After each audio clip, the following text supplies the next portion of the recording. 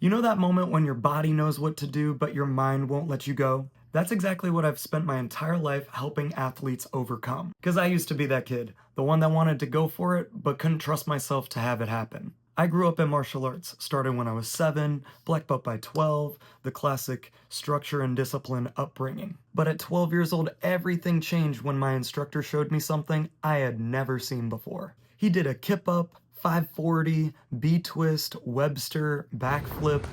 I was just shocked. It just looked like he was flying. And in that moment, I knew that's what I wanted to do for the rest of my life. I didn't have a tricking coach. There were no mats I used at the time. I didn't go to any open gyms. And all I had was the grass and my curiosity. And one day I went to a park by myself because I didn't want anybody to worry I was going to get hurt. And I thought to myself, I'm strong enough to do a backflip. And for 9 months, I landed on my knees, on my stomach, basically anything but my feet. And one day it finally clicked. I did my first backflip over in the grass at a park over by my parents' house. And I'll never forget that day. It was a day of birth, of true self-belief, and probably my abs ripping open for the first time. And not because somebody told me I could, it was because I proved it to myself. From there, it became an obsession. I've spent years analyzing footage of people all across the world and training in any gym I could find.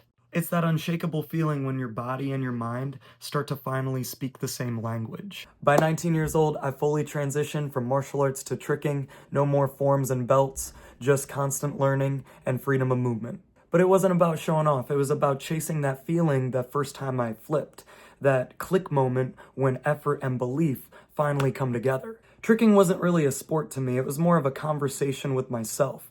Me asking if my body could really do this stuff, and my mind and body figuring that out together. Years later, I landed my first Cork-in Back-Out, which made me the 8th person in the world to do, and it was a big impact for my confidence and self-belief.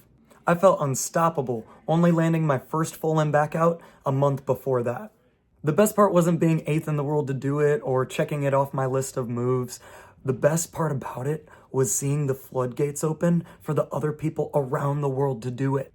The very next morning, we wake up and we see Zen Kajihara from Japan landing Cork-in Back-Out, his first snatch cannon, number 9. And that's when I realized something. The real power isn't in the move itself, it's in the belief that you build along the way. What made me successful wasn't genetics, talent, or being fearless. It was my ability to analyze and understand why a skill would work or not, and adjust without emotion getting in the way. And that's what I teach now. How to find pitfalls in your movement, how to shift your weight and timing for flow, and how to visualize a trick so well that you know it before you even try it.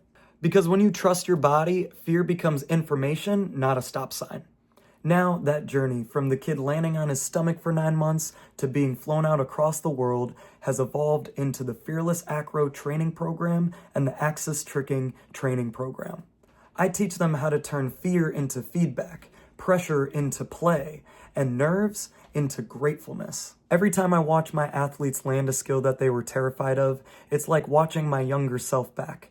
Scared, excited, but finally feeling that blissful moment when that first foot touches the floor. And they realize it too. Confidence isn't about feeling fear, it's about knowing what to do with it.